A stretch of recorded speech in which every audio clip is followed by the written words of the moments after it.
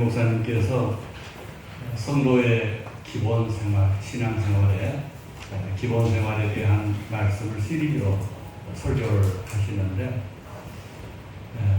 거기에 영월로 목사가 끼어들어서 설교를 오늘 하게 됩니다. 우리 목사님에게 감사를 드리고 또 우리 성도님들이 지난 날들을 또 추억하시면서 오늘 이 말씀 듣는 시간 되시기를 바랍니다. 간절함이 더한 마음으로 오늘 말씀을 준비하면서 예배는 우리 주님, 예수님께 집중되어지는 시간. 그래서 물론 주일 예배도 그렇습니다. 또 다른 예배도 다 마찬가지입니다만 하나님 앞에 예배를 드리는 일은 무엇보다도 예배 때는 우리 주님께 집중하고 주님을 생각하고 주님을 사랑하고 또 주님을 찬양하고 주님을 내 마음에 모시고 그리고 그 주님을 늘 기리면서 예배에 임하는 우리 성도님들이 되셨으면 싶은 그런 마음이 있습니다. 오늘 이 본문 말씀 마태복음 4장 18절에서 22절까지 말씀을 보면 갈릴리 호수에서 일명 바다라고 부릅니다만 이 갈릴리 호수에서 예수님께서 맨 처음 사역을 시작하시면서 4명의 제자를 부르시는 장면이 오늘 이 말씀 가운데 기록이 되어 있습니다. 베드로와 안드레 형제인데 베드로와 안드레가 어부였습니다. 고기를 잡는 사람이었는데 예수님께서 이 갈릴리에 가셔서 불렀습니다. 고기 잡고 있는 베드로와 안드레를 부르면서 나를 따라오너라 말씀하시고 내가 너희를 사람 낚는 어부가 되게 하겠다. 이렇게 우리 주님 말씀하십니다. 그리고 나서 이 베드로와 안드레가 예수님을 따라 나서려고 하니까 또 그 옆에 동업자인 베드로의 동업자인 요한과 야고보 형제가 또 고기를 잡고 있어요. 그래서 예수님께서 너희들도 나를 따라오너라. 예수님 왜 그런 말씀을 하셨을까? 예수님께서 제자를 택하시기 위해서 그들을 부르셨고 예수님을 따라 나서서 예수님을 따라가다가 이들은 예수님의 제자, 즉 예수님의 제자 가운데서 가장 사랑받고 예수님의 관심 가운데 있고 그리고 예수님을 위해서 수고도 많이 한 4명의 제자입니다. 베드로, 요한, 야고보, 안드레 이 4명을 예수님께서 제자로 삼으시는 그런 장면이 오늘 이 말씀 가운데 기록이 되어 있습니다. 나를 따라오라 말씀하셨고 내가 너희로 사람 낚는 어부가 되게 하리라. 지금까지 고기 잡는 어부였잖아요.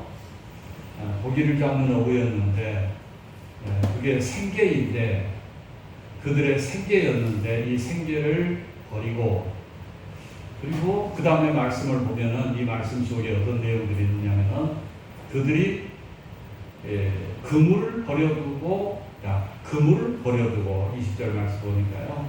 그물을 버려두고 예수를 따랐다. 그 다음에 또 두 제자를 또 예수님 부르시면서 나를 따라오라 하면서는 그들이 아버지도 그물도 고향도 버리고 예수님을 따라 나서 예수님의 제자로서의 삶을 시작하게 되는 그런 장면이 이 말씀 가운데 기록되어 있습니다.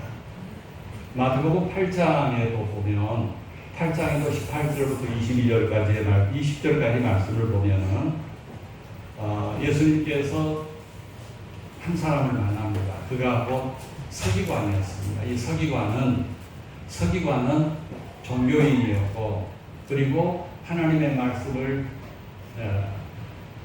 잘 아는 사람, 너무나도 잘 아는 사람, 가르치는 사람 이런 사람이었는데 이 서기관 한 사람이 예수님을 따르겠습니다. 내가 예수님을 따라가겠습니다. 라고 했을 때 우리 주님께서 하신 말씀이 있죠. 여우도 굴이 있고 공중에 새도 깃들일 거처가 있지만 인자는 입을 곳이 없다라는 말씀 한마디 하십니다. 그리고 나서 아마 내가 가는 길이 어딘 줄을 네가 아느냐. 내가 가는 길은 고난의 길이다. 어려움의 길이다. 고난당하는 길이라고 가르쳐 주십니다. 그런데 이 서기관은 명예가 있고 권세가 있고 권력이 있고 이득이 있는 사람이었습니다. 그 서기관이 예수님을 따르지 못할 것을 알았기 때문에 이 고난의 길을 네가 걸어갈 수 있겠느냐라고 했을 때 이 서기관은 더 이상 예수님에게 따르겠습니다라는 말을 하지 않았습니다. 금년도 우리 교회 표가 예수 제자 되어 가기, 예수 제자 되어 가기라는 표입니다. 교회 오실 때마다 교회 표가 있잖아요. 이 표를 성도들이 한 번씩은 꼭 쳐다보셨을 줄 압니다. 그러면서 그냥 2024년도에는 예수 제자 되어 가기구나 이렇게만 생각하지 마시고 내가 예수님의 제자가 되어야 되겠다. 예수님을 따르는 자가 되어야 되겠다. 예수님의 말씀에 집중하는 자가 되어야 되겠다. 이런 마음을 우리 성도님들이 한 번씩 가지셨으면 싶은 그런 마음이 있습니다. 제가 작년에 6월부터 4월부터 6월까지 그리고 금년에 6월부터 8월까지 2달씩 시드니에 다녀왔잖아요. 그런데 시드니에 있으면서 제가 출석하는 교회가 장로교회입니다만은 나중에는 이제 시드니 선결교회를 몇 주간 또 출석을 갔다 왔습니다만은 그 교회 이름이 예수 따라가는 교회입니다. 교회 이름 예수 따라가는 교회. 처음에 교회를 갔는데 교회 이름이 생소해요. 예수 따라가는 교회. 우리가 은혜교회 하면 참 좋은데 예수 따라가는 교회 하니까 좀 거부감도 있을 수 있고 또 가서 보니까 이 인인교회라고 하는 게 시드니 교회는 2,000평 대지에 건물을 잘 지어가지고 상당한 그런 수준이 있는 교회입니다. 그러나 이 예수 따라가는 교회는 교회 건물이 없어요. 그 고등학교 어느 고등학교에 그 체육관을 주일날 아마 오전 한 10시부터 오후 2시까지인가 임대해서 그게요 저렴한 게 아니더라고요. 4,000불 일주일에 4,000불씩인가 그건 엄청 비싸게 내면서 교회를 운영을 해나가고 있어요. 성도가 한 80명쯤 모이는데 목사님이 앞에 서서 구호를 외칩니다. 우리가 누구? 하면 성도들이 예수 따라가는 사람. 이걸 매주일마다 예수 따라가는 성도, 예수 따라가는 사람. 우리 교회는 예수 따르는 교회입니다. 이런 그 구호를 늘 외치는 그런 모습을 봤습니다. 우리가 하나님을 믿고 그리스도인이 되고 하나님의 사람이 되고 성도가 되고 예수의 제자가 되어가도록 노력하는 자들이 되어야 됩니다. 그 성도들에게 그 예수 따르는 교회 성도들에게서 많은 것을 배울 수 있었습니다. 섬김의 본을 보이는 모습을 봤어요. 자, 한번 생각해 보세요. 교회 건물이 없거든요. 건물을 빌려가지고 예배를 드리려면 예배실 세팅을 해야 됩니다. 강대상 놔야죠. 그 다음에 성도들 앉을 자리도 놔야죠. 그리고 영상팀들이 와서 또 찬양팀들이 와가지고 열심히 그리고 예배를 마치고 나면은 5분 안에 식탁이 그 자리에 쫙 모이게 됩니다. 일사불란하게 진행이 됩니다. 앉으십시오 목사님 식사하십시오. 앉으면은 밥이 쫙 나옵니다. 식당도 없습니다. 아무것도 없어요. 그런데도 매주일 하는 그 모습을, 그렇게 진행하는 모습을 보면서 참 성도들이 참 열심히다. 그러면서 목사님 하시는 말씀이 예수 따라가는 사람이 되려면 이렇게 해야 됩니다라고 성도들에게 가르치더라고요. 마태복음 17장의 말씀에 보면 예수님께서 베드로, 요한, 야고보, 오늘 이 본문 말씀에 나오는 이 사람 중에 안드레 빼고 이 세 제자를 데리고 예수님께서 높은 산으로 올라가십니다. 일명 우리는 그 산을 변화산이라고 말합니다. 원래 변화산이 아니에요. 일명 변화산이라고 말합니다. 왜 변화산인가? 예수님께서 제자들과 함께 올라가셔서 제자들은 저만 지고 예수님께서 하나님 앞에 기도를 하는데 예수님의 얼굴이 너무 광채가 나고 환하게 변화되는 모습, 그리고 구약시대의 선지자들과 대화를 하시는 그런 장면, 이런 장면을 제자들이 목격을 했습니다. 너무나도 거룩한 그 모습, 예수님을 따라갔다가 예수님이 가자고 그러니까 따라갔다가 너무나도 황홀한 신앙 체험을 하고 내려온 제자들입니다. 마태복음 19장에도 보면, 제가 이 마태복음만 쭉 읽으면서 몇 군데를 보면서 예수님 따라가는 사람들에 대한 이야기를 쭉 봤습니다만은 마태복음 19장에 보니까 부자 청년 이야기가 나옵니다. 청년인데 아마 그가 재물이 많은 사람이었던 것 같아요. 밤중에 예수님을 찾아왔습니다. 내가 어떻게 해야 영생을 얻을 수 있겠습니까? 내가 어떻게 해야 사람다운 삶을 살 수 있겠습니까? 라고 묻습니다. 예수님께서 계명 지켜라. 계명을 잘 지키고 살아가고 있습니다. 예수님께서 그때 하시는 말씀이, 그러면 너의 재산을 팔아서 가난한 사람들에게 나눠주고 그리고 너는 나를 따르라. 그러면 내가 너에게 큰 보화를 주겠다까지 약속을 하십니다.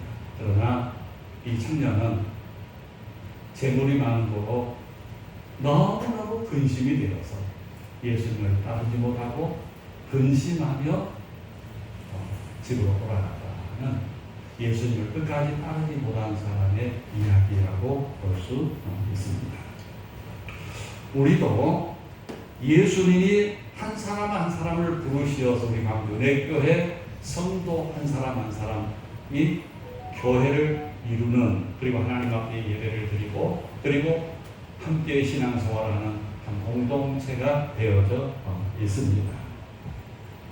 우리가 사는 삶은 내가 직장 가서 일을 하고 가정에서 또 가정의 행복을 맛보고 뭐 이렇게 사는 것도 중요하지만 항상 우리 성도들은 주일날이나 교회에서 오라고 저는 안 해도요. 누군가가 가자고 말하지 않아도 그 시간 우리 예배 시간 알잖아요. 아니까 다 찾아와서 예배를 드립니다. 함께 예배를 드리며 성도의 삶을 살고 있습니다. 예수님을, 우리 주님을 신뢰하기 때문입니다. 주님을 따르기 때문입니다. 그런 마음으로 오늘도 교회에 오신 걸로 알고 있습니다. 사람 만나기 위해서 온 것이 아니고 내가 시간이 많아서 그 시간을 어떻게 좀 보내려고 온 것이 아니라 우리가 예수님 따라가기 위해서, 예수님에 집중하기 위해서, 그리고 예수님의 말씀을 듣기 위해서 또 예수님을 섬기고 예수님을 계속해서 따라가기 위해서 우리는 교회에 찾아왔습니다. 이 본문 말씀에 네 제자가, 네 사람이, 베드로, 안드레, 요한, 야고보 이 네 사람이 예수님이 따라오라고 할 때 예수님을 따라갔다가 예수님의 제자가 되었습니다. 마지막까지 이들은 예수님을 배반하지 않고, 물론 여러 가지 우여곡절이 있지만 그러나 끝까지 주님을 위해서 수고한 사람들,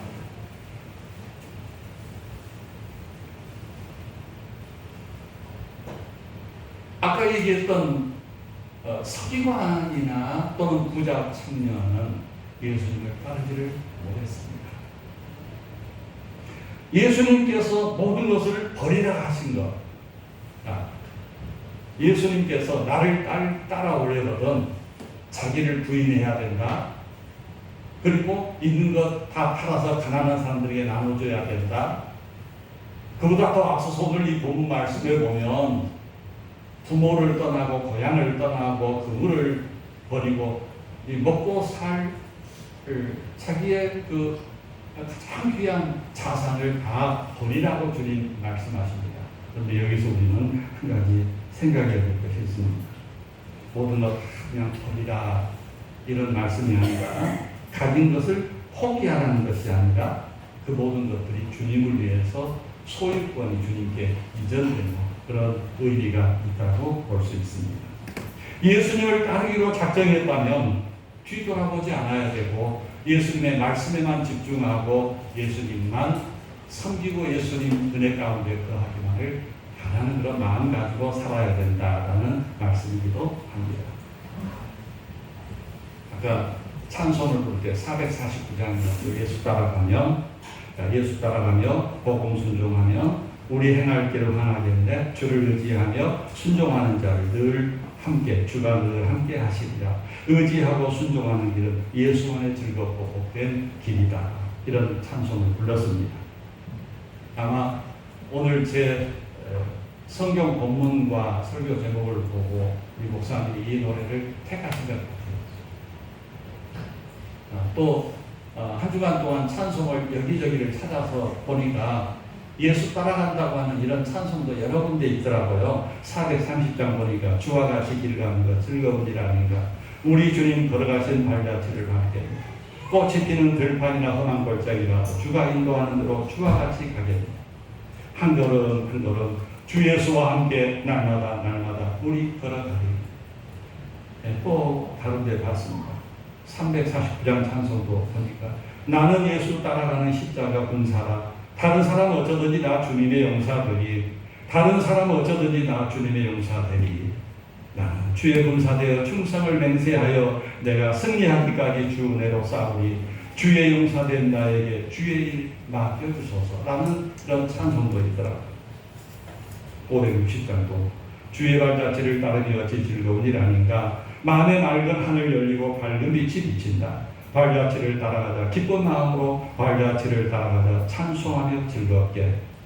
우리가 이런저런 찬송들을 부릅니다마는 주님 따라가자는 이런 찬송도 있습니다마는 이런 찬송도 우리의 믿음을 고백하는 곡조가 붙은 기도라고 생각할 때 주님 따라가는 자들은 이런 찬송을 많이 불러야 되겠다라는 생각을 갖게 됩니다.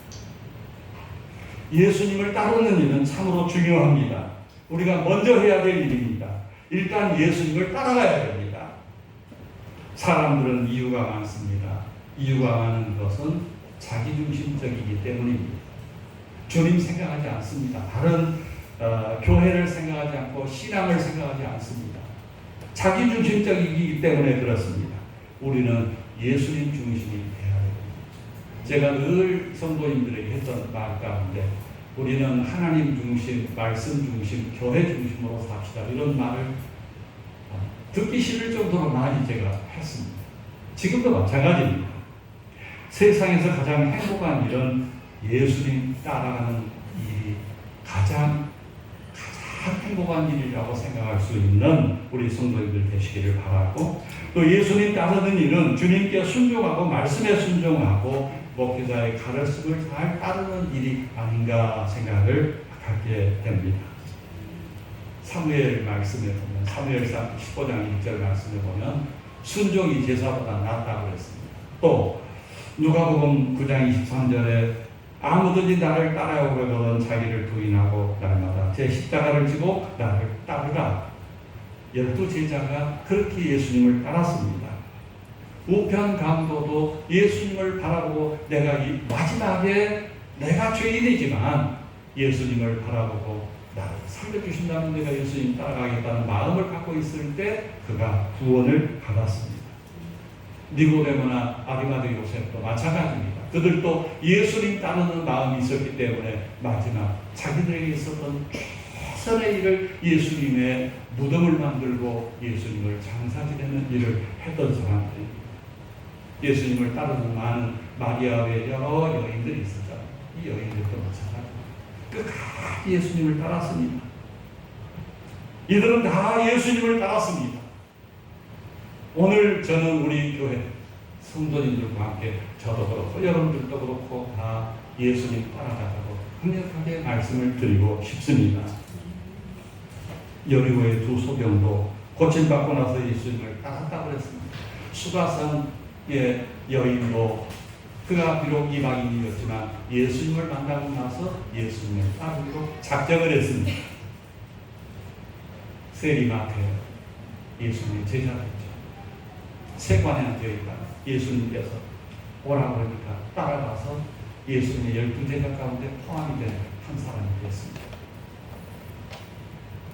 사랑하는 성도님들이요, 우리가 주님 따르는 일이 얼마나 귀한 일인지요, 주님을 따르는 일이 얼마나 값진 일인지요, 주님을 따르는 일이 얼마나 아름다운 일인지요, 주님을 따르는 일이 얼마나 행복한 일인지, 이걸 우리 생각하시면서 우리 성도님들이 마음 하나 되어서 우리 교회 광주에게 모든 성도님들을 한 마음 한 것 되어서 하나님의 교회가 아름답게 만들어갈 수 있는 예수님을 따르는 주의 제자들 되시기를 주의 이름으로 간절히 부탁을 드립니다.